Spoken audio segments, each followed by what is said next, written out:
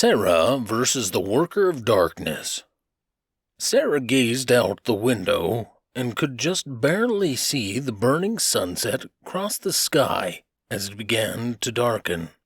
Her head was spinning with thoughts of her mother, who, although being not in the best of mental states, had loved her dearly. She began to feel guilt for not visiting often enough. Realizing if her dear husband had not bartered for Bertram, how long would it have taken her to find out? A year? 2? Maybe she would have visited in the spring, when the children were a little older and more tolerant of travel. Anyway, that didn't matter now. She knew, and her dear husband would be traveling quite the distance just to settle her affairs. Tom was nothing if not reliable. He was always there when she needed him, always her pillar of strength. Even now, he was headed off to bury her dear mother's body for her. She imagined what he would find, a place not far from her cottage, still in that very enchanting marsh, so full of life, where her mother's body could return to the earth and become a part of that magical place. She found herself saying a prayer for both her mother and her husband's safe return as her fingers traced the patterns on her necklace. It was a token from her mother, a small silver symbol her mother had promised would bring her luck. Ahem, she heard coming from the table across her, and realized that someone was indeed talking to her. It was Bertram. He must have been going on for quite a while, as she had been completely oblivious. Sorry, Bertram. I fear my mind has been rather preoccupied. What is it you were saying? She stated apologetically, as she tucked a loose lock of her hair behind her ear. She picked up her now cold mug of tea and attempted to sip it, realizing all too late that it was no longer comforting and warm. She nearly spit it out, but instead swallowed hard and tried to focus as Bertram brought up his kidnapper and all the possible nefarious deeds he was sure the man would be up to. Bertram, who is the man who did this? The book took on a ponderous state. In other words, he looked much like a normal book. He remained that way for a moment before letting out a sigh. I'm not sure, Sarah. I can show you the vision your mother had about him, though. She was about to respond with a yes, but a feeling in her gut caused her to pause. She didn't know if she was ready to see her mother's final moments. Resigning to her better judgments, she accepted the offer. Show me, she said firmly. Okay, you might want to hold on. I've never done this before. Sarah gripped the wooden arms on either side of her and gritted her teeth. The room dimmed as Bertram began to float before her, as if held up by teeny fairies. His pages whipped about in a frenzy. Then, as soon as she closed her eyes, the vision began. Sarah was thrown back into her chair, and she breathed hard. She watched with horrid fascination as she found herself looking at a polished silver mirror. Except it wasn't her face she saw staring back. Instead, it was her mother's. The scene changed as the old, frail woman took her evening stroll near the banks of the marshes. The scene picked up pace, skipping all the moments spent gazing longingly into the swirling eddies and smelling the occasional flower. The sun set, and then the marsh fell still. The call of the heron rang out through the marsh, echoing a warning of danger. Sarah heard the call twice more, before she found herself staring into the glowing red eyes of that horrid, dark necromancer. His teeth glittered black, and a dark, purplish substance oozed from his soul. Sarah watched the final battle and sat amazed, regarding her mother with new eyes. She heard the foul words the man spoke, before abruptly taking her mother's life. The vision ended, and Sarah felt like she would be sick as the room swirled maddeningly around her. She clamped her eyelids shut and gritted her teeth. It was as she feared. Her mother's life had been taken by a monster. Bertram, who's going to stop this man from finding my father? The book shook itself in the air. I'm not sure anyone but your father is powerful enough to stop him. Nobody has seen my father in years. Mother told us all that he passed away. Sarah, I do believe your father is in the city, perhaps in hiding. He isn't who you think he is." She frowned in confusion. "What do you mean?" The book let out an exasperated sigh. "I mean, your father is of an ancient and powerful race, the first to shape the world with their power. I can show you, if you'd like," he offered. She shook her head. She had assumed that something was off about her childhood. Her father had always looked too young. "We need to find my father before that man does," Sarah decided. "I presume you can help me find him?" Sarah asked. "I can't take you to him, but I can show you all the places he would likely be." "That's good enough for me. I'll take my boys to Gerald's and Margaret's for the day."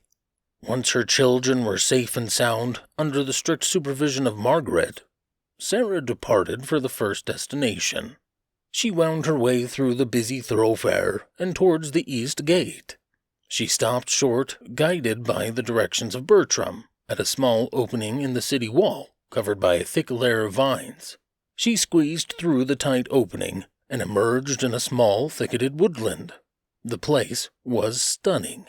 Find the stream and follow it towards the marshlands until you come to a large willow tree. It was the first place your father revealed his true identity to your mother. Doing her best to avoid treacherous pools of mud, she wound her way down the stream until the large, magnificent tree came into view.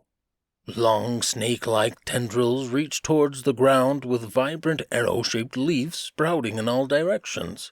Sarah moved in closer to the tree when she heard a snapping of branches directly behind her. Sarah spun on her heels and found herself staring into those same evil eyes that had ended her mother's own life. "What are the odds we find ourselves traveling to the same tree? Oh, and it would also seem you have my book. I would very much like him back, once we are finished here. Now, tell me, where is that wretched father of yours?" Sarah was struck dumb. How had the stranger known she was Arthur and Marjorie's daughter? Why did he want Bertram so badly? She stumbled back away from the man. He let out a cackle that sent a shiver down her spine. Without looking back, she turned and ran for the safety of the willow tree. "Run all you want, little birdie. I'll find you just like I found your mother." Sarah pushed herself to move faster until she burst through the willow's dangling branches and into the shadows beyond. She rounded the tree, putting her back to the man. She racked her brain for a way out of this, an escape route, but all she could think of were her kids. "No, not going to run anymore?" the dark stranger asked mockingly. "Who are you, and why are you doing this?" Sarah managed. "I guess telling you won't make a difference, seeing that you will soon reunite with your mother. I am the Dark Sorcerer of Timberland Lane, also known as the Worker of Darkness. Now, tell me where your father is, so I don't have to torture you," he demanded. Sarah looked down at Bertram, who was trembling in her hands. "Bertram, is there anything you can do?" she cried as a last source of hope. I can give you everything your mother saw." Sarah was doubtful that it would do any good, so she slumped to the ground and sobbed, clutching Bertram to her chest. Then, as the sounding footsteps rounded the tree, something happened. The great willow tree began to move. Its large roots shot up from the ground and wrapped the dark wizard up, then slowly began to pull his body down. The sorcerer bellowed in fury, and soon tendrils of dark purple magic surrounded him, attacking the roots that held him captive. "What are you doing?" he cried out, staring at Sarah with those glowing red eyes. She stepped back and realized that her hand was glowing with pure white energy that wrapped the tree in a blanket of light magic. "I'm doing this?" she asked, bewildered. "Yes, don't lose focus, or he'll be free. Sarah, you need to finish the spell. Bind him to this place for all eternity, Bertram shouted, as his pages too were glowing, wrapped by an orange aura of pure magic. How? She asked frantically, as the dark magic began to break through the roots one by one. Remember, Bertram yelled as Sarah's vision was filled by an intense white light. Sarah was blown back into a vision of the past, when she was a young girl practicing small spells with her father and mother. Her father's chiding words filled her ears. To close a spell, you have to use your heart. Seal a spell with love, and it will last for eternity.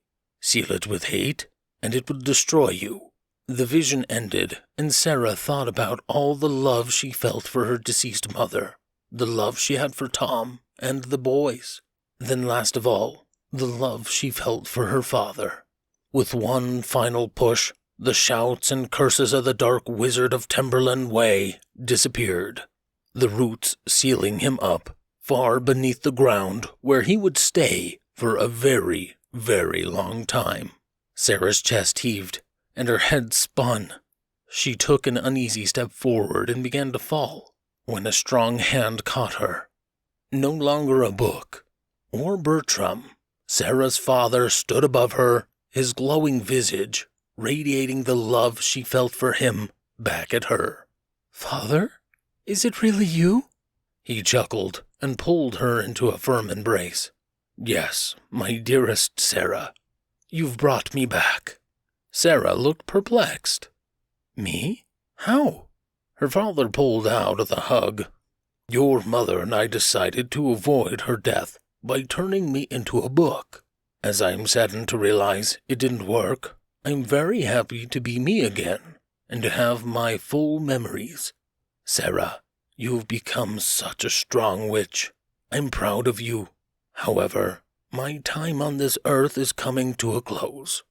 I can hear your mother's call, and I yearn to be reunited once more. I love you, Sarah, and tell that husband of yours he is a good man. Take care of those 3 boys, for their futures are very bright, very full of magic, just like their mother's path is as well. Then, as if in a dream, her father's glowing form dissipated into the air. Sarah sat for a long while, staring into the burbling stream, feeling sorted and missing her boys. Sarah set back out for home. The dismal cloud of pure hatred and dark magic was no longer in the air. The courtyards and homes were filled with light, laughter, and love once again. The end.